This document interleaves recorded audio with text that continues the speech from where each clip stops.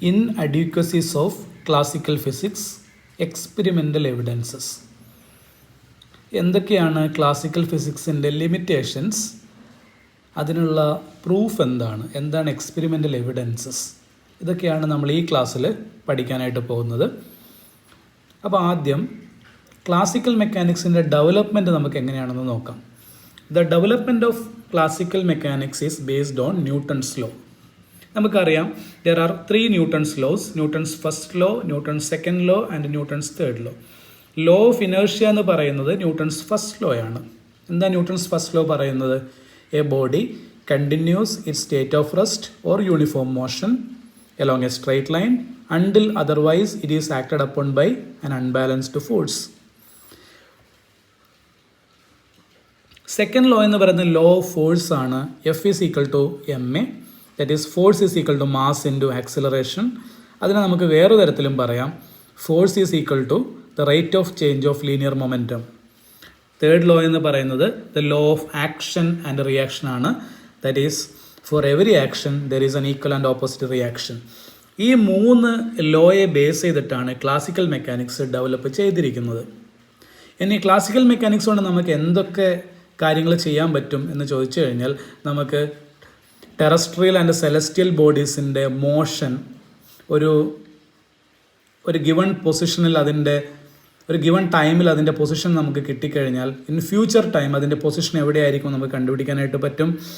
പിന്നെ ശ്രദ്ധിക്കേണ്ട ഒരു കാര്യം എന്ന് വെച്ച് കഴിഞ്ഞാൽ, ക്ലാസിക്കൽ മെക്കാനിക്സ് എപ്പോഴും ആപ്ലിക്കബിൾ ആവുന്നത് ദ വെലോസിറ്റി, ആ പാർട്ടിക്കിളിൻ്റെ വെലോസിറ്റി എന്ന് പറയുന്നത് വെലോസിറ്റി ഓഫ് ലൈറ്റിനേക്കാളും കുറവായിരിക്കുമ്പോൾ മാത്രമാണ്.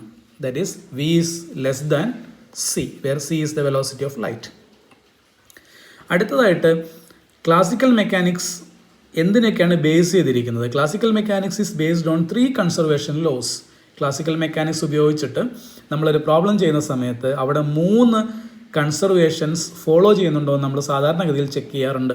ഒന്ന് കൺസർവേഷൻ ഓഫ് ലീനിയർ മൊമെൻറ്റം, രണ്ടാമത്തത് കൺസർവേഷൻ ഓഫ് ആംഗുലാർ മൊമെൻറ്റം, മൂന്നാമത്തതാണ് കൺസർവേഷൻ ഓഫ് എനർജി. എന്താണ് കൺസർവേഷൻ ഓഫ് ലീനിയർ മൊമെൻറ്റം എന്ന് പറയുന്നത്?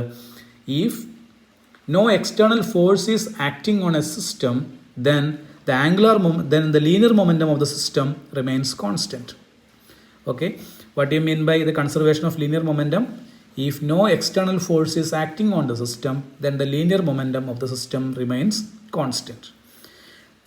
Second conservation law ആണ് conservation of angular momentum. ഇത് പറയുന്നത് ഇത്രയേ ഉള്ളൂ: if no external torque is acting on the system, then the angular momentum of the system remains constant. If no external torque is acting on the system, then the angular momentum of the system remains constant. Then the conservation of energy, നമുക്കെല്ലാം അറിയാം. Energy can be neither be created nor be destroyed, or it can be transformed from one form to another. അടുത്തതായിട്ട് classical മെക്കാനിക്സിൽ പറയുന്ന ഒരു കാര്യമാണ് the particles R localised in space. എന്താ ഇതുകൊണ്ട് ഉദ്ദേശിക്കുന്നത്? Particles R localised in space എന്ന് പറഞ്ഞു കഴിഞ്ഞാൽ, ക്ലാസിക്കൽ മെക്കാനിക്സിൽ നമ്മൾ പാർട്ടിക്കിളിനെ ഒരു സ്പേസിൽ ഒരു കൃത്യമായ ടൈമിൽ നമുക്ക് ലൊക്കേറ്റ് ചെയ്യാൻ പറ്റും എന്നാണ് പറയുന്നത്. ഫോർ എക്സാമ്പിൾ എർത്തിൻ്റെ മൂവ്മെൻറ്റ് നമ്മൾ കൺസിഡർ ചെയ്ത് കഴിഞ്ഞാൽ ഒരു കൃത്യസമയത്ത് എർത്തിൻ്റെ പൊസിഷൻ സ്പേസിൽ എവിടെയായിരിക്കും എന്ന് നമുക്ക് വളരെ കൃത്യമായിട്ട് പ്രഡിക്റ്റ് ചെയ്യാൻ പറ്റും ക്ലാസിക്കൽ മെക്കാനിക്സിൻ്റെ സഹായത്തോടു കൂടി. അടുത്തായിട്ട് പറയുന്നൊരു കാര്യമാണ്, അങ്ങനെ നമ്മളൊരു ഒബ്ജക്റ്റിനെ നമ്മൾ ഒബ്സർവ് ചെയ്യാൻ ശ്രമിക്കുന്ന സമയത്ത് ആ ഒബ്ജക്റ്റിൻ്റെ മോഷനെ ആ ഒബ്സർവേഷൻ ഡിസ്റ്റർബ് ചെയ്യുന്നില്ല. ഓക്കെ, അതായത് നമ്മളിപ്പോൾ എർത്തിനെ ഒബ്സർവ് ചെയ്യുകയാണ്, നമ്മൾ ഒബ്സർവ് ചെയ്യുന്നു എന്നുള്ളത് കൊണ്ട് എർത്തിൻ്റെ മോഷനെ അതൊരു തരത്തിലും ഡിസ്റ്റർബ് ചെയ്യുന്നില്ല. എന്നാൽ ക്വാണ്ടം മെക്കാനിക്സിലേക്ക് വരുമ്പോൾ ഇങ്ങനെയല്ല കാര്യങ്ങൾ. ക്വാണ്ടം മെക്കാനിക്സ് അനുസരിച്ചിട്ട് നമുക്കൊരിക്കലും, ഫോർ എക്സാമ്പിൾ സബാറ്റോമിക് പാർട്ടിക്കിളായിട്ടുള്ള ഇലക്ട്രോണിനെ ഒരിക്കലും നമുക്ക് സ്പേസിൽ ഒരു പർട്ടിക്കുലർ പോയിന്റിൽ കൃത്യമായിട്ട് ലോക്കലൈസ് ചെയ്യാനായിട്ട് പറ്റില്ല. നമുക്ക് ഇലക്ട്രോൺ ഒരു പർട്ടിക്കുലർ പൊസിഷനിൽ കാണപ്പെടാനുള്ള സാധ്യത എന്താണെന്ന് മാത്രമേ പറയാനായിട്ട് പറ്റുകയുള്ളൂ. അല്ലാതെ കൃത്യമായിട്ട് ഇലക്ട്രോണിനെ ഒരു പർട്ടിക്കുലർ പൊസിഷനിൽ നമുക്ക് ലോക്കലൈസ് ചെയ്യാനായിട്ട് പറ്റുകയില്ല. അതുമാത്രമല്ല, നമ്മൾ ഇലക്ട്രോണിനെ ഒബ്സർവ് ചെയ്യാൻ ശ്രമിച്ചു കഴിഞ്ഞാൽ നമ്മുടെ ഒബ്സർവേഷൻ തന്നെ ഇലക്ട്രോണിൻ്റെ പൊസിഷന് ഡിസ്റ്റർബൻസ് ഉണ്ടാക്കുകയും ചെയ്യും. അപ്പോൾ ഒരിക്കലും നമുക്ക് ക്ലാസിക്കൽ മെക്കാനിക്സ് സബാറ്റോമിക് പാർട്ടിക്കിളിൻ്റെ മോഷൻ അല്ലെങ്കിൽ സബാറ്റോമിക് പാർട്ടിക്കിളിൻ്റെ മെക്കാനിക്സിലേക്ക് നമുക്ക് അപ്ലൈ ചെയ്യാനായിട്ട് പറ്റില്ല. ഇതാണ് ക്ലാസിക്കൽ മെക്കാനിക്സിൻ്റെ ഒരു ലിമിറ്റേഷൻ അല്ലെങ്കിൽ ഇൻഅഡ്യൂക്കസി എന്ന് പറയുന്നത്. Classical mechanics cannot explain the stability of atom.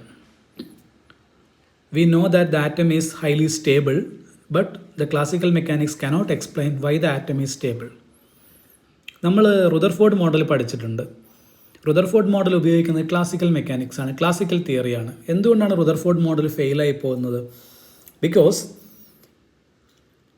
the electron revolving around the nucleus is actually an accelerated charge. Now, according to classical mechanics, the accelerated charge would emit radiation. So what happens?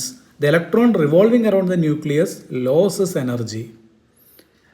So the path is not circular path anymore. Because the electron is losing its energy, the path will become spiral and the electron will fall into the nucleus. So the atom will become unstable. അതായത് classical mechanics ഉപയോഗിച്ചിട്ട് നമ്മളൊരു ആറ്റത്തിനെ describe ചെയ്യാൻ ശ്രമിച്ചു കഴിഞ്ഞാൽ നമുക്ക് മനസ്സിലാവുന്നൊരു കാര്യമുണ്ട്. Classical മെക്കാനിക്സിന് ഒരിക്കലും ആറ്റം എങ്ങനെ സ്റ്റേബിൾ ആവുന്നു എന്ന് പറയാനായിട്ട് പറ്റില്ല. അതുപോലെ തന്നെയാണ് it cannot explain the motion of atoms and atomic particle. നമ്മൾ സബാറ്റോമിക് പാർട്ടിക്കിളിലേക്ക് വന്നു കഴിഞ്ഞാൽ, for example the motion of electron, proton അല്ലെങ്കിൽ ന്യൂട്രോൺ, ഇതിൻ്റെയൊക്കെ മോഷൻ അല്ലെങ്കിൽ ഇതിൻ്റെയൊക്കെ ട്രജക്ടറി നമ്മൾ ക്ലാസിക്കൽ മെക്കാനിക്സ് ഉപയോഗിച്ച് പ്രഡിക്റ്റ് ചെയ്യാൻ പോയി കഴിഞ്ഞാൽ നമുക്ക് കിട്ടുന്നത് റോങ് റിസൾട്ട് ആയിരിക്കും. അടുത്തത്, it cannot explain the spectrum of black body radiation. This is very important. Classical മെക്കാനിക്സിന് ഒരിക്കലും ബ്ലാക്ക് ബോഡി റേഡിയേഷൻ സ്പെക്ട്രത്തിനെ എക്സ്പ്ലെയിൻ ചെയ്യാനായിട്ട് പറ്റിയില്ല. നമ്മൾ വളരെ ഡീറ്റെയിൽഡ് ആയിട്ട് കാണും എന്താണ് ബ്ലാക്ക് ബോഡി റേഡിയേഷൻ എന്നുള്ളത്. നെക്സ്റ്റ് പോയിൻ്റ് ആണ്, it cannot explain the variation of specific heat of metals with temperature. മെറ്റലിൻ്റെ സ്പെസിഫിക് ഹീറ്റ് ടെമ്പറേച്ചറിനനുസരിച്ച് വേരി ചെയ്യുന്നുണ്ട്. ആ വേരിയേഷൻ എങ്ങനെയാണെന്ന് നമ്മൾ ക്ലാസിക്കൽ മെക്കാനിക്സ് ഉപയോഗിച്ച് കാൽക്കുലേറ്റ് ചെയ്ത് കഴിഞ്ഞാൽ നമുക്ക് കിട്ടുന്നത് റോങ് റിസൾട്ട് ആയിരിക്കും. That is the classical mechanics fails to give an explanation of why or how the specific heat of metals vary with temperature. അടുത്തതായിട്ട് പറയുന്ന കാര്യമാണ്, it could not explain the origin of discrete spectral lines in atoms. നമ്മൾ hydrogen spectrum കണ്ടു. അതിനകത്ത് നമുക്ക് കിട്ടുന്ന എന്താണ്? Hydrogen spectrum shows Lyman series, Balmer series, Brackett series, Paschen series and Pfund series. ഇങ്ങനെ ഒരുപാട് സീരീസ് ഓഫ് സ്പെക്ട്രൽ ലൈൻസ് ആണ് നമുക്ക് ഹൈഡ്രജൻ സ്പെക്ട്രത്തിൽ കിട്ടുക. ഈ ഡിസ്ക്രീറ്റ് സ്പെക്ട്രൽ ലൈൻസ് എങ്ങനെയാണ് ഇലക്ട്രോണിക് ട്രാൻസിഷൻ നടക്കുമ്പോൾ വരുന്നത് എന്നുള്ളത് ക്ലാസിക്കൽ മെക്കാനിക്സിന് ഒരിക്കലും പ്രഡിക്റ്റ് ചെയ്യാനായിട്ട് പറ്റിയിട്ടില്ല. That is it could not explain the origin of discrete spectral lines in atoms. അടുത്തതായിട്ട്, it could not explain photo electric effect, Raman effect and Compton effect. ഇതിനകത്ത് ഫോട്ടോ ഇലക്ട്രിക് എഫക്റ്റ് എന്താണെന്നും കോംപ്റ്റൺ എഫക്റ്റ് എന്താണെന്നും നമ്മൾ അടുത്ത ക്ലാസ്സിൽ വളരെ ഡീറ്റെയിൽഡ് ആയിട്ട് discuss ചെയ്യുന്നതാണ്. Black body and black body radiation നമ്മൾ കുറച്ച് മുമ്പേ കണ്ടു. Classical mechanics cannot explain black body radiation spectrum. Black body radiation സ്പെക്ട്രത്തിനെ ക്ലാസിക്കൽ മെക്കാനിക്സിന് ഇൻ്റർപ്രറ്റ് ചെയ്യാനായിട്ട് പറ്റിയിട്ടില്ല എന്ന് നമ്മൾ കുറച്ച് മുമ്പേ കണ്ടു. അപ്പോൾ എന്താണ് ഈ ബ്ലാക്ക് ബോഡി റേഡിയേഷൻ, അല്ലെങ്കിൽ എന്താണ് ബ്ലാക്ക് ബോഡി എന്നാണ് നമ്മളിവിടെ കാണാനായിട്ട് പോകുന്നത്. എന്താണ് ഒരു ബ്ലാക്ക് ബോഡി എന്നുള്ളതുകൊണ്ട് ഉദ്ദേശിക്കുന്നത്? A perfect black body is one which absorbs completely the radiation of all wavelength incident on it. This is the definition of a black body. A body which absorbs completely the radiation of all wavelength falling on it. That is called a black body. Okay. ഇനി black ബോഡിയുടെ ഒരു property ആയിട്ട് പറയുന്നത് എന്താണ്? Black body is A good source of heat radiation. അപ്പോൾ black ബോഡിയിൽ വന്നു വീഴുന്ന എല്ലാ റേഡിയേഷനെയും അത് അബ്സോർബ് ചെയ്ത് വെക്കുമെന്ന് നമ്മൾ നേരത്തെ കണ്ടു. അതുകൂടാതെ ബ്ലാക്ക് ബോഡി എന്ന് പറയുന്നത് ഒരു ഹീറ്റ് റേഡിയേഷൻ്റെ സോഴ്സും കൂടിയാണെന്നാണ് പറയുന്നത്. അതെങ്ങനെയാണ്? ഓൾറെഡി ബ്ലാക്ക് ബോഡിയിൽ വന്നു വീഴുന്ന എല്ലാ റേഡിയേഷനെയും അത് അബ്സോർബ് ചെയ്തിരിക്കുന്നത് കൊണ്ട് ബ്ലാക്ക് ബോഡിക്ക് ഒരു ഡെഫിനറ്റ്ലി ഒരു ടെമ്പറേച്ചർ ഉണ്ടാവും. ഇനി നമ്മൾ ആ ബ്ലാക്ക് ബോഡിയെ ചെറുതായിട്ടൊന്ന് ഹീറ്റ് ചെയ്യണമെന്ന് വിചാരിക്കുക. then what happens? That black body will starts to emit radiation in a particular region of electromagnetic spectrum. അപ്പോൾ ഇവിടെ ശ്രദ്ധിക്കേണ്ട ഒരു കാര്യം എന്താണ്? ബ്ലാക്ക് ബോഡിക്കകത്ത് വന്നു വീഴുന്ന എല്ലാ റേഡിയേഷനും അത് അബ്സോർബ് ചെയ്യുന്നു എന്നുള്ളത് മാത്രമല്ല, ബ്ലാക്ക് ബോഡിയെ നമ്മൾ ചെറുതായിട്ടൊന്ന് ഹീറ്റ് ചെയ്ത് കൊടുത്തു കഴിഞ്ഞാൽ ആ ബ്ലാക്ക് ബോഡിയിൽ നിന്ന് റേഡിയേഷൻ എമിറ്റ് ചെയ്യാനായിട്ട് തുടങ്ങും. അപ്പോൾ റേഡിയേഷൻ എമിറ്റ് ചെയ്യുന്നു എന്ന് പറയുമ്പോൾ ശ്രദ്ധിക്കേണ്ട ഒരു കാര്യം, radiation of all wave length in A particular region of electromagnetic spectrum അത് എമിറ്റ് ചെയ്യും. അങ്ങനെ ബ്ലാക്ക് ബോഡി എമിറ്റ് ചെയ്യുന്ന റേഡിയേഷനെയാണ് നമ്മൾ എന്ത് വിളിക്കുന്നത്? ബ്ലാക്ക് ബോഡി റേഡിയേഷൻ എന്ന് പറയുന്നത്. The radiation emitted by a perfect black body is called black body radiation. അപ്പോൾ എന്താണ് ബ്ലാക്ക് ബോഡി എന്ന് ചോദിച്ചാൽ നമ്മൾ എങ്ങനെയാണ് ഡിഫൈൻ ചെയ്യുക? Black body is the one which absorb completely the radiation of all wavelength falling on it. Then what happens if you heat a black body? When you heat a black body, it will start emitting radiation of all wavelength in a particular region of electromagnetic spectrum. അപ്പോൾ black body ഒന്ന് ചെറുതായിട്ട് heat ചെയ്യുമ്പോൾ black ബോഡിയിൽ നിന്ന് radiation emit ചെയ്യുന്നു എന്ന് നമ്മൾ പറഞ്ഞു. ഈ റേഡിയേഷനാണ് നമ്മൾ എന്ത് വിളിക്കുന്നത്? ബ്ലാക്ക് ബോഡി റേഡിയേഷൻ എന്ന് വിളിക്കുന്നത്. ഇനി എങ്ങനെയാണ് നമുക്കൊരു ബ്ലാക്ക് ബോഡി ക്രിയേറ്റ് ചെയ്യാനായിട്ട് പറ്റുക? For example, a lamp blackened surface may be taken as a close approximation of a perfect black body. അപ്പോൾ ബ്ലാക്ക് ബോഡിക്ക് എന്ത് വേണം? ബ്ലാക്ക് ബോഡിയിൽ വന്നു വീഴുന്ന എല്ലാ റേഡിയേഷനും അബ്സോർബ് ചെയ്യണം. അപ്പോൾ നമുക്കൊരു ബ്ലാക്ക് ബോഡി റിയലൈസ് ചെയ്യണമെങ്കിൽ ചെയ്യേണ്ട ഒരു കാര്യം എന്താണ്? Take a body and coat it with some black colour. അപ്പോൾ ഇവിടെ lamp blackened surface means lamp black എന്ന് പറയുന്ന ഒരു ബ്ലാക്ക് പെയിൻ്റ് ആണ്. ആ പെയിൻറ് കോട്ട് ചെയ്ത് കഴിഞ്ഞാൽ ആ സർഫസ് ഒരു നിയർലി പെർഫെക്റ്റ് ബ്ലാക്ക് ബോഡി പോലെ ബിഹേവ് ചെയ്യും. ഫെറിസ് ബ്ലാക്ക് ബോഡി. നമുക്ക് ലബോറട്ടറിയിൽ ഒരു ബ്ലാക്ക് ബോഡി ഉണ്ടാക്കിയെടുക്കണമെങ്കിൽ അതിന് ഏറ്റവും ഈസിയസ്റ്റ് മെത്തേഡ് എന്ന് പറയുന്നത് ഫെറിസ് ബ്ലാക്ക് ബോഡിയാണ്. You can create a Fery's black body in a laboratory. അപ്പോൾ എങ്ങനെയാണ് നമുക്ക് ഫെറിസ് ബ്ലാക്ക് ബോഡി ഉണ്ടാക്കിയെടുക്കാനായിട്ട് പറ്റുക? First of all, you should have a hollow copper sphere. Okay, having a fine hole. ആദ്യം ചെയ്യേണ്ടത് എന്താണ്? ഒരു ഹോളോ കോപ്പർ സ്പിയർ എടുക്കുക. ഇതാണ് ഒരു ഹോളോ കോപ്പർ സ്പിയർ. അതിനകത്തൊരു ചെറിയ ഹോൾ ഉണ്ടായിരിക്കണം. ഇനി ഈ സ്പിയറിൻ്റെ ഉൾവശം എന്ത് ചെയ്തിരിക്കണം? You should give black colour. Okay, the sphere is completely black and inside. നമ്മൾ നേരത്തെ പറഞ്ഞ പോലെ ഒരു ലാമ്പ് ബ്ലാക്ക് കോട്ടിംഗ് ഇതിൻ്റെ അകത്ത് നിങ്ങൾക്ക് കൊടുക്കാവുന്നതാണ്. ഇനി ഇതിൻ്റെ ഇന്നർ സർഫസ് നോക്കിയാൽ നിങ്ങൾക്ക് കാണാൻ പറ്റും, അവിടെ ഒരു കോണിക്കൽ പ്രൊജക്ഷൻ കൊടുത്തിട്ടുണ്ട്. ഇത്രയും കാര്യങ്ങളാണ് ഈ ഫെറിസ് ബ്ലാക്ക് ബോഡിക്കകത്തുള്ളത്. ആദ്യം എന്താണ്? It has a hollow copper sphere having a fine hole. Then inside the sphere it is completely blackened and there is a conical projection inside. ഇനി ഇതിലേക്ക് ലൈറ്റ് വന്നു വീഴുമ്പോൾ എന്താ സംഭവിക്കാൻ നോക്കുക. ഇതിനകത്ത് വന്നു വീഴുന്ന ലൈറ്റ് ഇതിനകത്ത് തന്നെ മൾട്ടിപ്പിൾ റിഫ്ലക്ഷന് വിധേയമാവുകയും ഓക്കെ അതിനുൾവശം ബ്ലാക്കൻ ചെയ്തിരിക്കുന്നത് കൊണ്ട് അവിടെ തന്നെ അത് അബ്സോർവ് ചെയ്ത് പോവുകയും ചെയ്യും. അതായത് ഇതിൽ വന്നു വീഴുന്ന ഒരു ലൈറ്റും ഈ ജോമെട്രിയിൽ നിന്ന് ഒരിക്കലും പുറത്തേക്ക് പോകുന്നില്ല. അങ്ങനെ പുറത്തേക്ക് പോകാതിരിക്കാൻ വേണ്ടിയിട്ടാണ് ഇവിടെ ഒരു കോണിക്കൽ പ്രൊജക്ഷൻ നമ്മൾ കൊടുത്തിരിക്കുന്നത്. ഓക്കെ, ഈ ഒരു കോണിക്കൽ പ്രൊജക്ഷൻ്റെ പ്രസൻസിൽ ഇവിടെ വന്ന് വീഴുന്ന ലൈറ്റ്, കാരണം ഈ ഒരു കോർണറിൽ ലൈറ്റ് വന്ന് വീണ് കഴിഞ്ഞാൽ മാത്രമേ ഇത് പുറത്തേക്ക് പോവുകയുള്ളൂ. അവിടെ വന്ന് വീഴാനുള്ള സാധ്യത വളരെ കുറവാണ്. ബാക്കി എവിടെ വന്ന് വീണ് കഴിഞ്ഞാലും ഇതിനകത്ത് മൾട്ടിപ്പിൾ റിഫ്ലക്ഷന് വിധേയമായിട്ട് അവസാനം ഇതിനകത്ത് തന്നെ അബ്സോർവ് ചെയ്ത് പോകും. എന്തുകൊണ്ടാണ് അബ്സോർപ്ഷൻ നടക്കുന്നത്? Because it is completely black and inside. അപ്പോൾ ഓരോ ഒബ്ജക്റ്റിലേക്ക് ലൈറ്റ് വന്ന് വീഴുകയും അത് മുഴുവൻ അബ്സോർവ് ചെയ്യപ്പെടുകയും ചെയ്യുമ്പോൾ നമ്മൾ അതിനെ എന്താ വിളിക്കുക? അതിനൊരു ബ്ലാക്ക് ബോഡി എന്ന് വിളിക്കാനായിട്ട് പറ്റും. So here the same thing is happening. The light is entering through this hole and it undergoes multiple reflection and finally it is absorbed. So we can say it is a black body. നമുക്ക് ഇങ്ങനെ ഒരു black body realise ചെയ്യാനായിട്ട് പറ്റും. That is called Fairy's black body. Next is emissive power of a black body. എന്താണ് emissive power ഈ lambda എന്നുള്ളതുകൊണ്ട് ഉദ്ദേശിക്കുന്നത്?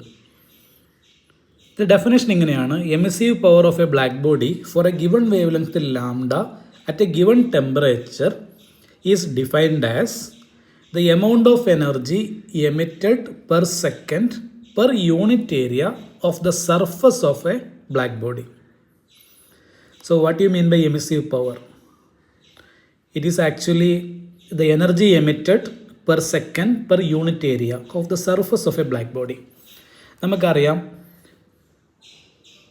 Black body which absorbs radiations of all possible wave length falling on it. അങ്ങനെ വന്നു വീഴുന്ന റേഡിയേഷനൊക്കെ ഇത് അബ്സോർബ് ചെയ്യുന്നത് കൊണ്ട് അതിനൊരു ഡെഫിനറ്റ് ടെമ്പറേച്ചർ ഉണ്ടാകുമെന്നും നമുക്കറിയാം.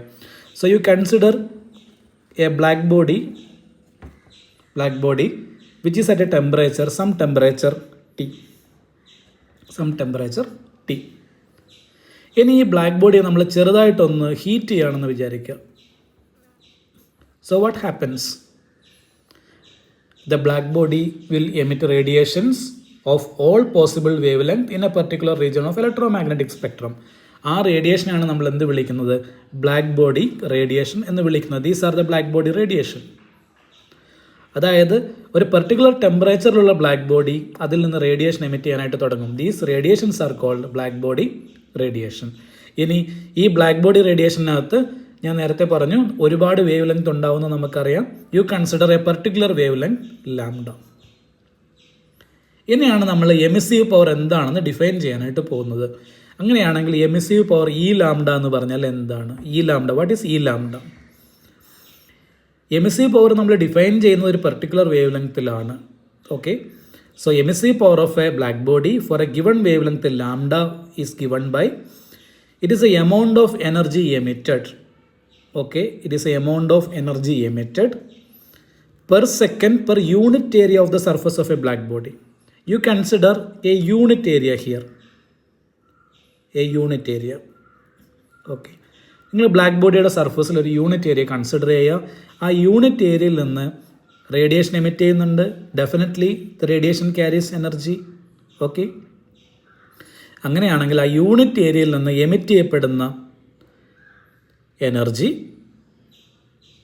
എത്രയാണ്, പെർ സെക്കൻഡിൽ എത്രയാണ്? That is called emissive power. That is a amount of energy emitted per second per unit area of a perfect black body. That is called emissive power. Inadequacies of classical mechanics പറഞ്ഞ സമയത്ത് നമ്മൾ പറഞ്ഞു classical mechanics cannot explain the black body radiation spectrum. So what do you mean by black body radiation? It is the radiation emitted by a perfect black body. Okay. For the convenience, you consider 4 black bodies, one at a temperature T1, other at a temperature T2, then the third one at a temperature T3, and the fourth black body at a temperature T4. 4 black ബോഡിയെ കുറിച്ച് നിങ്ങൾ consider ചെയ്യുക. 4 ടെമ്പറേച്ചറിലുള്ള 4 black body. ഇനി black body റേഡിയേഷനകത്ത് ഒരുപാട് wave length ഉണ്ടാവുമെന്ന് നമ്മൾ പറഞ്ഞു. അതുപോലെ emissive power എന്താണെന്ന് നമ്മൾ നേരത്തെ ഡിഫൈൻ ചെയ്തു. ഇനി നമ്മൾ wave length along the X ആക്സിസും emissive power along the Y ആക്സിസും എടുത്തിട്ട് നമ്മൾ ഈ ബ്ലാക്ക് ബോഡി റേഡിയേഷൻ സ്പെക്ട്രം ഒന്ന് വരയ്ക്കാൻ ശ്രമിച്ചു കഴിഞ്ഞാൽ അതിൻ്റെ ഷേപ്പ് ഇങ്ങനെയായിരിക്കും. ഓക്കെ, അതായത് first black body temperature T1 അതിൻ്റെ സ്പെക്ട്രം എന്ന് പറയുന്നത് ഇങ്ങനെയാണ്. Second black body set temperature T2. അപ്പോൾ T2 എന്ന് പറയുന്നത് T1 കൂടുതലാണ്. നമ്മളിവിടെ എഴുതിയിട്ടുണ്ട് T1 less than, T2 less than, T3 less than, T4. Highest temperature എന്ന് പറയുന്നത് T4 ആണ്. ലോവസ്റ്റ് ടെമ്പറേച്ചർ എന്ന് പറയുന്നത് T1 ആണ്. നമ്മൾ രണ്ടാമത്തെ ബ്ലാക്ക് ബോഡിയെക്കുറിച്ച് കൺസിഡർ ചെയ്യുകയാണ്. രണ്ടാമത്തെ ബ്ലാക്ക് ബോഡിയിൽ നിന്നും റേഡിയേഷൻ എമിറ്റ് ചെയ്യപ്പെടുന്നുണ്ട്.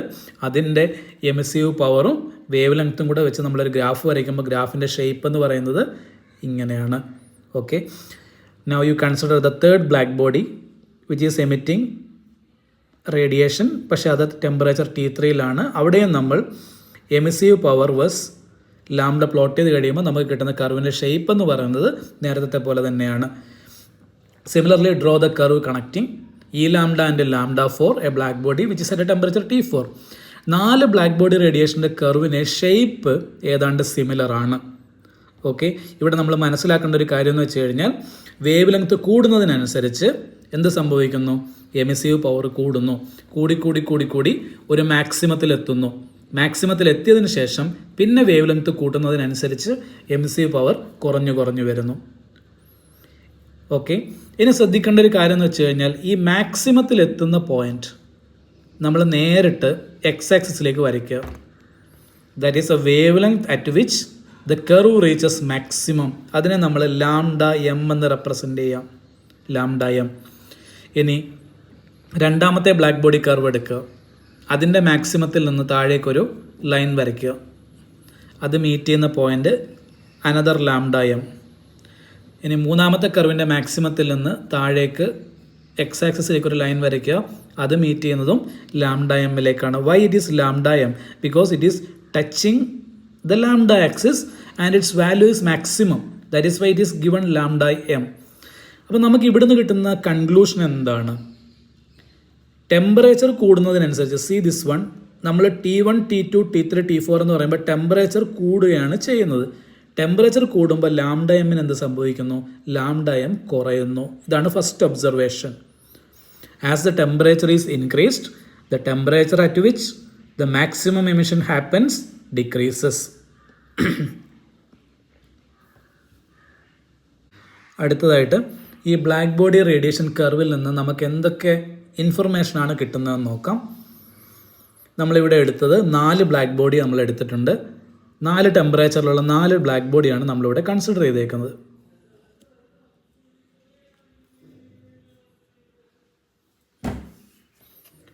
One is at a temperature T1, other is at temperature T2, then T3, then T4. Each black body emit radiation. Okay. Now, at a given temperature, the energy is not uniformly distributed in the radiation spectrum of a black body. First point. അതായത് energy distribution അല്ലെങ്കിൽ emissive power എന്നൊക്കെ പറയുന്നത് uniform അല്ല എന്നാണ് ആദ്യത്തെ observation. നിങ്ങൾ graph നോക്കുക. ഇത് T4 ടെമ്പറേച്ചറുള്ള ബ്ലാക്ക് ബോഡിയുടെ സ്പെക്ട്രമാണ്. നിങ്ങൾ നോക്കിയാൽ കാണാൻ പറ്റും ലോവർ വേവ് ലെങ്ത്തിൽ ഈ ലാംഡ കുറവാണ്. എന്നിട്ട് എന്ത് ചെയ്യുന്നുണ്ട്? വേവ് ലെങ്ത് കൂടുമ്പോൾ ഈ ലാംഡ കൂടി ഒരു മാക്സിമത്തിൽ എത്തിയതിനു ശേഷം പിന്നെ ഈ ലാംഡ കുറയുന്നു. എമിസീവ് പവർ കുറയുകയാണ് ചെയ്യുന്നത്. അതായത് എനർജി ഡിസ്ട്രിബ്യൂഷൻ യൂണിഫോം അല്ല. ഒരു കുറഞ്ഞ വാല്യൂവിൽ നിന്ന് തുടങ്ങി മാക്സിമത്തിലെത്തി പിന്നെയും ഡിക്രീസ് ചെയ്യുന്ന ഒരു ട്രെൻഡാണ് അവിടെ കാണുന്നത്. ഇത് എല്ലാ ടെമ്പറേച്ചറിലും ഇത് ശരിയാണ്. കർവിൻ്റെ ഷേപ്പ് എല്ലാ ടെമ്പറേച്ചറിലും ഒരുപോലെയാണ്. എനർജി ഡിസ്ട്രിബ്യൂഷൻ യൂണിഫോം അല്ല. First observation. ഇനി അടുത്ത പോയിന്റ് എന്താണ്? At A given temperature intensity of radiation, ഇവിടെ ഇൻറ്റൻസിറ്റി ഓഫ് റേഡിയേഷൻ ഉദ്ദേശിക്കുന്ന എമിസീവ് പവർ തന്നെയാണ്, increases with increase in wave length and at A particular wave length lambda M intensity become maximum. With further increase in wave length intensity decreases. Okay, അതായത്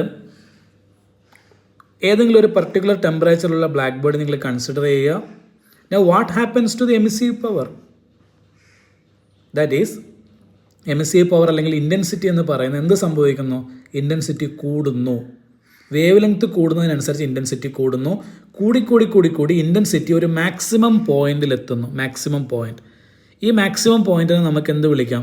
അതിനെ നമുക്ക് lambda maximum എന്ന് represent ചെയ്യാം. Lambda maximum. ആ ഒരു lambda maximum എത്തിക്കഴിഞ്ഞിട്ട് പിന്നെ നിങ്ങൾ wave length കൂട്ടിയാൽ എന്താ സംഭവിക്കുന്നത്? ഇൻറ്റൻസിറ്റി കുറയുന്നു. ഇത് എല്ലാ ടെമ്പറേച്ചറിനും ശരിയാണ്. ഇതാണ് നമ്മുടെ സെക്കൻഡ് പോയിന്റ്. ഇനി നമുക്ക് എല്ലാ ടെമ്പറേച്ചറിലും ഇതുപോലെ മാക്സിമം ഇൻറ്റൻസിറ്റി വരുന്ന ലാംഡ കണ്ടുപിടിക്കാം. അതിനെല്ലാം നമ്മൾ ലാംഡ എം എന്ന് റെപ്രസെൻ്റ് ചെയ്യാം. ഓക്കെ, ലാംഡ എം എന്ന് തന്നെ റെപ്രസെൻ്റ് ചെയ്യാം. അപ്പോൾ നമുക്ക് കാണുന്നൊരു കാര്യം എന്താണ്? ടെമ്പറേച്ചർ കൂടുതലുള്ള ബ്ലാക്ക് ബോഡിയെ സംബന്ധിച്ചിടത്തോളം ലാംഡ എം എന്ന് പറയുന്നത് ടെമ്പറേച്ചർ കുറവുള്ള ബ്ലാക്ക് ബോഡിയേക്കാളും കുറവാണ്. I repeat, the black body which has A higher temperature has lower lambda M. നിങ്ങൾ നോക്കിയാൽ കാണും ഇവിടെ ടെമ്പറേച്ചർ കൂടി പോകുന്നു. ഈ ഏറ്റവും മുകളിൽ വരച്ചേക്കുന്ന ഗ്രാഫിന് ടെമ്പറേച്ചർ കൂടുതലാണ്, പക്ഷെ അതിൻ്റെ ലാംഡ എം എന്ന് പറയുന്നത് ഏറ്റവും ലോവർ എൻഡിലാണ്. ഓക്കെ, അപ്പോൾ ടെമ്പറേച്ചർ കൂടുതലുള്ള ബ്ലാക്ക് ബോഡിക്ക് ലാംഡ എം എന്ന് പറയുന്നത് കുറവായിരിക്കും. അതാണ് നമ്മളിവിടെ പറയുന്നത്. As A temperature increases lambda M decrease. Temperature ഇവിടുന്ന് ഇങ്ങോട്ട് കൂടുന്നു, പക്ഷേ ലാംഡ എം കുറയുകയാണ് ചെയ്യുന്നത്. ദെൻ അടുത്തത് ഇതിൻ്റെ ഏരിയ എന്തിനെ റെപ്രസെൻ്റ് ചെയ്യുന്നു എന്നുള്ളതാണ്. What is the area represents? Area under each curve, നമ്മൾ ഓരോ കർവിൻ്റെ അണ്ടറിലുമുള്ള ഏരിയ എടുത്തു കഴിഞ്ഞാൽ അത് തരുന്നത് total energy emitted by the ബോഡിയാണ്. ഓക്കെ, നമ്മുടെ ഒരു ബ്ലാക്ക് ബോഡി നമ്മൾ എമിസീവ് പവർ ഡിഫൈൻ ചെയ്ത് യൂണിറ്റ് ഏരിയയിൽ നിന്നാണ്. നമ്മളൊരു ബ്ലാക്ക് ബോഡിയുടെ എൻറ്റയർ ഏരിയയിൽ നിന്നുള്ള റേഡിയേഷൻ്റെ ഇൻറ്റൻസിറ്റി അത് നമുക്ക് എങ്ങനെ കിട്ടും? അത് നമുക്ക് ഈ കർവിൻ്റെ ഏരിയ കണ്ടുപിടിച്ചാൽ മതി. ഈ കർവിൻ്റെ ഏരിയയാണ് the total energy emitted by the entire black body എന്ന് പറയുന്നത്. ഇനി ആ എനർജി എന്തിന് പ്രപ്പോർഷണലാണ്? ആ ബ്ലാക്ക് ബോഡിയുടെ ടെമ്പറേച്ചറിന് പ്രപ്പോർഷണലാണ്. Okay, that is the energy emitted by the black body is directly proportional to the fourth power of absolute temperature.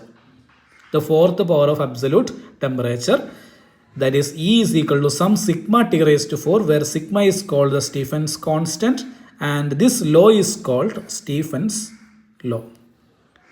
Stephen's law. That is, the energy emitted by the black body is proportional to fourth power of its absolute temperature. നിങ്ങൾ first black body എടുക്കുക, then അതിൻ്റെ energy E1 എന്ന് പറയുന്നത് എന്തിന് proportional ആയിരിക്കും? T1 raise to 4ന് proportional ആയിരിക്കും. Second black body എടുത്തു കഴിഞ്ഞാൽ E2 is proportional to T2 raise to 4 ആയിരിക്കും. That proportionality constant is called Stefan's constant. Black body radiation spectrum എന്താണ്, അതിൻ്റെ പ്രോപ്പർട്ടി എന്താണെന്നൊക്കെ നമ്മൾ കണ്ടു. ഈ ലാംഡ കർവിൻ്റെ ഷേപ്പ് എന്താണെന്നും നമ്മൾ കണ്ടു. ഇനി എന്തുകൊണ്ടാണ് ഈ കർവ് ഈ ഒരു പർട്ടിക്കുലർ ഷേപ്പിൽ വരുന്നത്, അത് എക്സ്പ്ലെയിൻ ചെയ്യാനായിട്ട് ആദ്യമായിട്ട് ശ്രമിച്ചത് വെയിനാണ്. എന്തുകൊണ്ട് ഇതിന് ഈ ഒരു ഷേപ്പ് വരുന്നു, അല്ലെങ്കിൽ മാത്തമാറ്റിക്കലി എക്സ് ആക്സിസും വൈ ആക്സിസും തമ്മിൽ കണക്ട് ചെയ്യുന്ന ഇക്വേഷൻ എന്താണ്, ഏത് ഇക്വേഷൻ വഴി നമുക്ക് മാത്തമാറ്റിക്കലി ഈ കർവിനെ റീപ്രൊഡ്യൂസ് ചെയ്യാനായിട്ട് പറ്റും, അല്ലെങ്കിൽ ഈ കർവിന് കറസ്പോണ്ടിങ് ആയിട്ടുള്ള മാത്തമാറ്റിക്കൽ ഇക്വേഷൻ എന്താണ്, അത് ഡെഡ്യൂസ് ചെയ്യാനായിട്ട് ആദ്യം ശ്രമിച്ചത് വെയിനാണ്. ആദ്യം അദ്ദേഹം കണ്ടുപിടിക്കുന്ന ഒരു കാര്യം ഇതാണ്. നമ്മൾ ലാംഡ എം എന്താണെന്ന് പഠിച്ചു. What is lambda M? The wave length at which the maximum emission happens. ഇനി ഒരു ബ്ലാക്ക് ബോഡിയുടെ ടെമ്പറേച്ചർ ടിയും അതിൻ്റെ വേവ് ലെങ്ത് അതിൻ്റെ മാക്സിമം വേവ് ലെങ്ത് ലാംഡ എമ്മും ആണെങ്കിൽ വെയിൻ എത്തിച്ചേർന്ന ഒരു കൺക്ലൂഷനാണ് lambda M into T is a constant. ഇത് എല്ലാ ബ്ലാക്ക് ബോഡിക്കും ശരിയാണ്. ഫോർ എക്സാമ്പിൾ, നമ്മുടെ കയ്യിലുള്ള ഫസ്റ്റ് ബ്ലാക്ക് ബോഡിയുടെ മാക്സിമം വാല്യൂ ലാംഡ M1 ആണെന്ന് വിചാരിക്കുക. ദെൻ അതിൻ്റെ ടെമ്പറേച്ചർ T1 ആണെന്ന് വിചാരിക്കുക. Then this lambda M1 into T1 is equal to constant. Okay, second black ബോഡിയുടെ maximum wave length lambda M2 ആണെന്ന് വിചാരിക്കുക. അതിൻ്റെ ടെമ്പറേച്ചർ T2 ആണെന്ന് വിചാരിക്കുക. Then lambda M2 into T2 is also constant. അപ്പോൾ lambda M into T is a constant എന്നുള്ള ഒരു ഇക്വേഷനാണ് ആദ്യമായിട്ട് വെയിൻ റിഡ്യൂസ് ചെയ്യുന്നത്. ഇതിനെ നമ്മൾ വിളിക്കുന്ന പേരാണ് വെയിൻസ് ഡിസ്പ്ലേസ്മെൻറ്റ് ലോ. അപ്പോൾ വെയിൻ എന്തിനു വേണ്ടിയിട്ടാണ് ട്രൈ ചെയ്യുന്നതെന്നും കൂടി നിങ്ങൾ ഓർത്തിരിക്കണം. He wants to find out what is the relation connecting this wave length lambda and this E lambda. ഇനി വെയിൻ ഒരു മാത്തമാറ്റിക്കൽ ഡിസ്ട്രിബ്യൂഷൻ ലോയിലേക്ക് എത്തിച്ചേരുകയാണ് ഈ റിലേഷൻസ് ഒക്കെ ഉപയോഗിച്ചിട്ട്, അല്ലെങ്കിൽ E M into T raise to -5 is a constant. ഇത് സ്റ്റീഫൻസ് ലോയിൽ നിന്ന് കിട്ടുന്ന റിലേഷനാണ്. ഇതെല്ലാം കൂടി ചേർത്തിട്ട് അദ്ദേഹം ഒരു റിലേഷനിൽ എത്തിച്ചേരുകയാണ്. That is E lambda D lambda that is equal to C1 lambda raise to -5 E raise to -C2 by lambda T D lambda. Okay, നമ്മൾ പറഞ്ഞു E lambda. What is E lambda? It is emissive power. അതൊരു particular wave ലെങ്ത്തിലാണ് define ചെയ്യുന്നത് നമ്മൾ കണ്ടു. അങ്ങനെയാണെങ്കിൽ E lambda D lambda is equal to C1 lambda raise to -5 E raise to -C2 by lambda T D lambda. അപ്പോൾ T എന്താണ്? T എന്ന് പറയുന്നത് നമ്മൾ എടുത്തിരിക്കുന്ന ബ്ലാക്ക് ബോഡിയുടെ ടെമ്പറേച്ചറാണ്. അപ്പോൾ വെയിൻ റിഡ്യൂസ് ചെയ്ത ഒരു ഇക്വേഷൻ ഇതാണ്. നമ്മളുടെ എമിസീവ് പവറും വേവ് ലെങ്ത്തും തമ്മിൽ കണക്ട് ചെയ്യുന്ന മാത്തമാറ്റിക്കൽ ഇക്വേഷൻ എന്ന് പറയുന്നത് E lambda D lambda is equal to C1 lambda raise to -5 E raise to -C2 by lambda T D ലാംഡയാണ്. ഇതാണ് അദ്ദേഹം റിഡ്യൂസ് ചെയ്ത ഇക്വേഷൻ. ഓക്കെ, ഇനി ഈ ഇക്വേഷൻ ഒരു പ്രശ്നമുണ്ട്. നിങ്ങൾ ഈ ഇക്വേഷൻ ഉപയോഗിച്ചിട്ട് നിങ്ങൾ ഈ കർവ് പ്ലോട്ട് ചെയ്യാനായിട്ട് നോക്കിക്കഴിഞ്ഞാൽ നിങ്ങൾക്ക് കിട്ടുന്ന റിസൾട്ട് ഇങ്ങനെയാണ്. ആ മാത്തമാറ്റിക്കൽ ഇക്വേഷൻ അനുസരിച്ച് നമ്മൾ കർവ് പ്ലോട്ട് ചെയ്യുകയാണെങ്കിൽ ലോവർ വേവ് ലെങ്ത്തിൽ ഈ കർവ് ഇതുപോലെ വരും. ഓക്കെ, പക്ഷേ അതിനുശേഷം ഇതൊരിക്കലും മാക്സിമത്തിൽ എത്തില്ല. അവിടുന്ന് ഇത് നേരെ ഉയർന്ന് മുകളിലേക്ക് പോയിക്കൊണ്ടിരിക്കും. That is we can conclude that the Wien's law is successfully explained the black body radiation only in the lower wavelength region. അപ്പോൾ വെയിൻസ് ഫോർമുല വെച്ചിട്ട് നമ്മൾ ഈ കർവ് റീപ്രൊഡ്യൂസ് ചെയ്യാനായിട്ട് ശ്രമിച്ചു കഴിഞ്ഞാൽ നമുക്ക് കിട്ടുന്ന റിസൾട്ട് എന്താണ്? ലോവർ വേവ് ലെങ്ത് റീജിയണിൽ നമുക്ക് എക്സ്പെരിമെൻ്റലി കിട്ടിയ കർവ് പോലെ തന്നെയാണ് നമുക്ക് ഈ മാത്തമാറ്റിക്കൽ ഫോർമുല വെച്ചിട്ടും കിട്ടുക. പക്ഷേ അതിനുശേഷം അതൊരിക്കലും മാക്സിമത്തിലേക്ക് പോകില്ല, പകരം ഇത് ഇതേ ട്രെൻഡ് തന്നെ തുടർന്നുകൊണ്ടിരിക്കും. That is it is successful only in the lower wave length region. ഈ ഒരു റീജിയൺ എന്ന് പറയുന്നത് എന്താണ്? അത് ലോവർ വേവ് ലെങ്ത് റീജിയൻ ആണ്. ഹയർ വേവ് ലെങ്ത് റീജിയണിൽ വെയിൻസ് ലോ ഫെയിലിയർ ആണ്. So we have discussed about Wein's law and Wein's attempt to deduce the expression for the black body radiation curve. ഇവിടെ നമ്മൾ കണ്ടൊരു കാര്യം, വെയിൻ ഡിഡ്യൂസ് ചെയ്ത formula ഉപയോഗിച്ചിട്ട് നമുക്ക് ബ്ലാക്ക് ബോഡി റേഡിയേഷനെ ലോവർ വേവ് ലെങ്ത് റീജിയണിൽ കറക്റ്റായിട്ട് ഡിസ്ക്രൈബ് ചെയ്യാനായിട്ട് പറ്റുന്നുണ്ട്. പക്ഷേ ഹയർ വേവ് ലെങ്ത് റീജിയണിലേക്ക് പോകുമ്പോൾ വെയിൻസ് ഇക്വേഷൻ ഫെയിൽ ആവുകയാണ് ചെയ്യുന്നത്. അടുത്ത അറ്റംപ്റ്റ് നടത്തിയിരിക്കുന്നത് റാലെ ജീൻസ് ആണ്. Okay, Rayleigh and Jeans they deduced an equation like Wien. അപ്പോൾ വെയിൻ ചെയ്തതുപോലെ റാലെ ആൻഡ് ജീൻസ് ഒരു ഇക്വേഷൻ ഡെവലപ്പ് ചെയ്യുകയാണ്. The equation connecting your emissive power and wave length, and their equation is E lambda d lambda is equal to 8 pi kt lambda raised to minus 4 d lambda.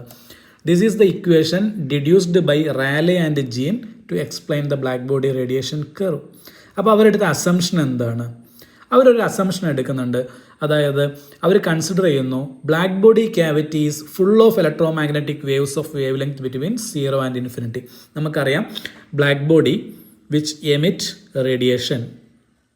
We know that the black body is emitting radiation. അപ്പോൾ അങ്ങനെ black body radiation emit ചെയ്യണമെങ്കിൽ ആ black body ക്യാവിറ്റിക്കകത്ത് മുഴുവനായിട്ടും electro magnetic radiation ഉണ്ടാവണമെന്നും ആ electro magnetic റേഡിയേഷൻ്റെ wave length എന്ന് പറയുന്നത് 0ക്കും ഇൻഫിനിറ്റിക്കും ഇടയിലായിരിക്കണമെന്നും റാലെ ആൻഡ് ജീൻസ് അസ്യൂം ചെയ്യുന്നു. ആ അസംഷനിൽ നിന്ന് അവരെത്തിച്ചേരുന്ന ഒരു ഫോർമുലയാണ് E lambda D lambda is equal to 8 pi kt lambda raise to minus 4 D lambda. ഈ ഫോർമുല ഉപയോഗിച്ചിട്ട് അവർ ബ്ലാക്ക് ബോഡി റേഡിയേഷൻ എക്സ്പ്ലെയിൻ ചെയ്യാനായിട്ട് ശ്രമിച്ചു. അപ്പം അവർക്ക് കിട്ടുന്ന ഒരു റിസൾട്ടാണ് ഹയർ വേവ് ലെങ്ത് റീജിയണിൽ റാലെ ജീൻസ് ഫോർമുല പെർഫെക്റ്റ് ആയിട്ട് വർക്ക് ചെയ്യുന്നു. ഓക്കെ, പക്ഷേ അതിനുശേഷം ഇതൊരു മാക്സിമത്തിലെത്തി കുറയുന്നില്ല, പകരം ഇത് ഇൻക്രീസ് ചെയ്ത് പോവുകയാണ് ചെയ്യുന്നത്. അപ്പോൾ ഹയർ വേവ് ലെങ്ത് റീജിയണിൽ Rayleigh Jeans formula black body റേഡിയേഷനെ പെർഫെക്റ്റ് ആയിട്ട് ഡിസ്ക്രൈബ് ചെയ്യുന്നുണ്ടെങ്കിലും ലോവർ വേവ് ലെങ്ത് റീജിയണിൽ ഈ ഫോർമുല ഫെയിൽ ആവുകയാണ് ചെയ്യുന്നത്. ലോവർ വേവ് ലെങ്ത് എന്ന് പറയുമ്പം അത് അൾട്രാ വയലറ്റ് റീജിയൻ ആണ്. അതായത് അൾട്രാ വയലറ്റ് റീജിയണിൽ റാലെ ജീൻസ് ലോ ഫെയിലിയർ ആകുന്നു. അതുകൊണ്ട് തന്നെ ഈ ബിഹേവിയറിനെ നമ്മൾ വിളിക്കുന്ന പേരാണ് അൾട്രാ വയലറ്റ് കാറ്റാസ്ട്രോഫെ.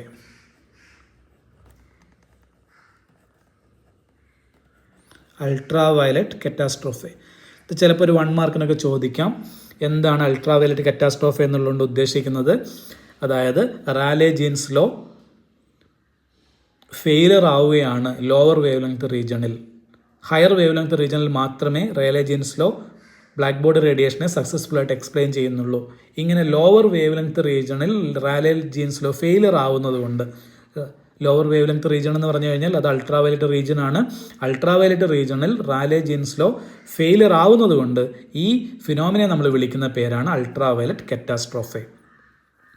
അപ്പം ഒന്ന് സമ്മറൈസ് ചെയ്ത് കഴിഞ്ഞാൽ വെയിൻസ് ലോ ഉപയോഗിച്ചിട്ട് ബ്ലാക്ക് ബോഡി റേഡിയേഷൻ അല്ലെങ്കിൽ വെയിൻസ് ഡിസ്ട്രിബ്യൂഷൻ ലോ ഉപയോഗിച്ചിട്ട് ബ്ലാക്ക് ബോഡി റേഡിയേഷനെ ഡിസ്ക്രൈബ് ചെയ്യാനായിട്ട് ശ്രമിച്ചു കഴിഞ്ഞാൽ നമുക്ക് കിട്ടുന്ന റിസൾട്ട് എന്താണ്? അത് ലോവർ വേവ് ലെങ്ത്തിൽ ബ്ലാക്ക് ബോഡി റേഡിയേഷനെ നന്നായിട്ട് എക്സ്പ്ലെയിൻ ചെയ്യുന്നുണ്ട്. ഹയർ വേവ് ലെങ്ത് റീജിയണിൽ വെയിൻസ് ഡിസ്ട്രിബ്യൂഷൻ ഫെയിലിയർ ആണ്. ഇനി റാലെ ജീൻസ് ലോ ഉപയോഗിച്ചാലോ അത് ഹയർ വേവ് ലെങ്ത്തിൽ ബ്ലാക്ക് ബോഡി റേഡിയേഷനെ നല്ല രീതിയിൽ എക്സ്പ്ലെയിൻ ചെയ്യുന്നുണ്ട്. പക്ഷേ ലോവർ വേവ് ലെങ്ത് റീജിയണിൽ റാലെ ജീൻസ് ലോ ഫെയിലിയർ ആവുകയാണ് ചെയ്യുന്നത്. ഇങ്ങനെ ലോവർ വേവ് ലെങ്ത്തിലുള്ള ഫെയിലിയറിനെയാണ് നമ്മൾ വിളിക്കുന്നത് ultra violet catastrophe. Next is Planck's theory of radiation അല്ലെങ്കിൽ Planck's hypothesis.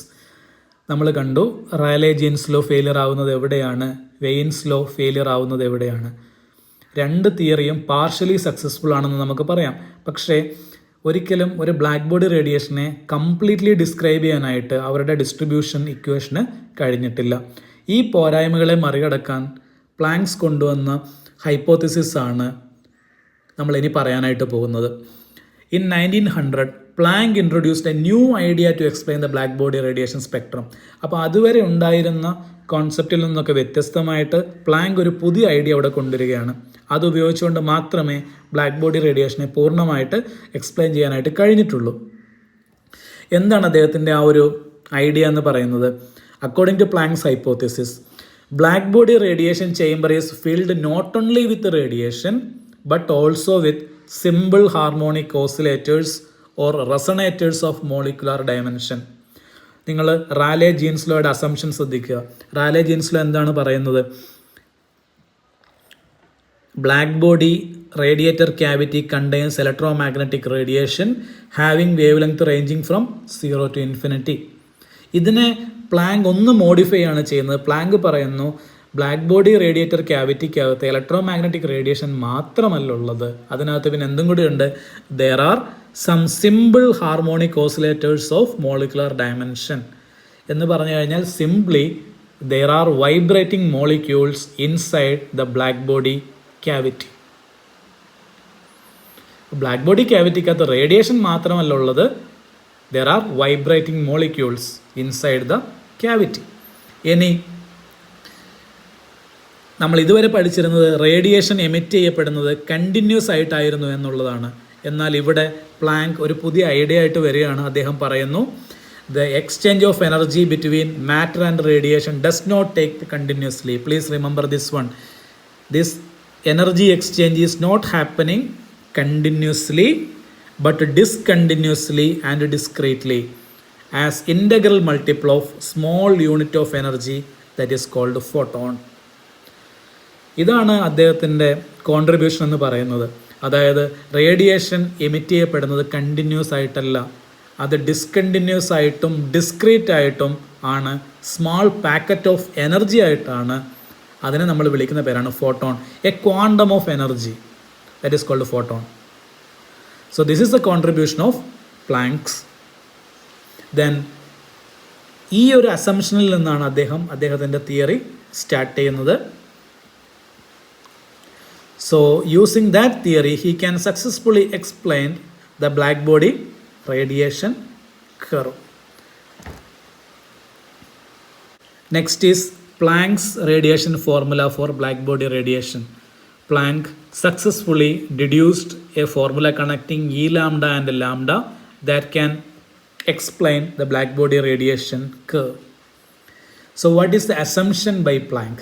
The black body radiator cavity, the black body resonator cavity not only filled with electromagnetic radiation but with harmonic oscillators of molecular dimension.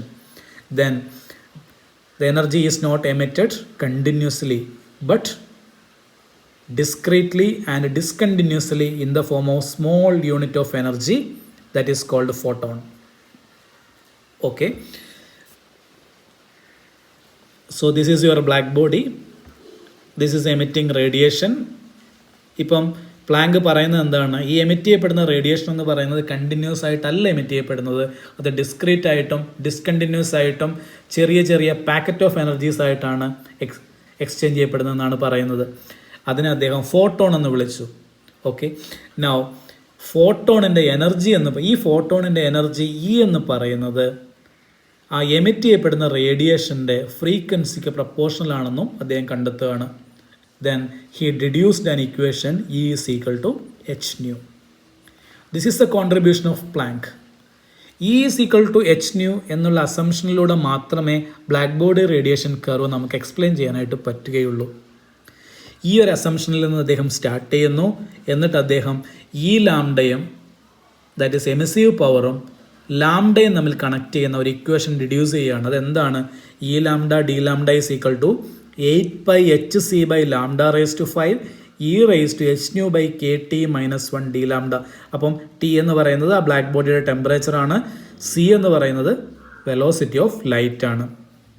ഈ formula വെച്ചുകൊണ്ട് അദ്ദേഹത്തിന് black body radiation curve വളരെ successful ആയിട്ട് explain ചെയ്യാനായിട്ട് പറ്റി. That is if you plot E lambda versus lambda, then using the above equation he deduced a graph. ഈ formula ഉപയോഗിച്ചുകൊണ്ട് അദ്ദേഹത്തിന് ബ്ലാക്ക് ബോഡി റേഡിയേഷൻ കർവ് വളരെ സക്സസ്ഫുൾ ആയിട്ട് എക്സ്പ്ലെയിൻ ചെയ്യാനായിട്ട് പറ്റി. Using this formula E lambda D lambda is equal to 8 h c by lambda raised to 5 e raised to h nu by kt minus 1 d lambda, Planck can successfully explain why the black body radiation curve has this shape. And this expression is found to agree completely with experimental result.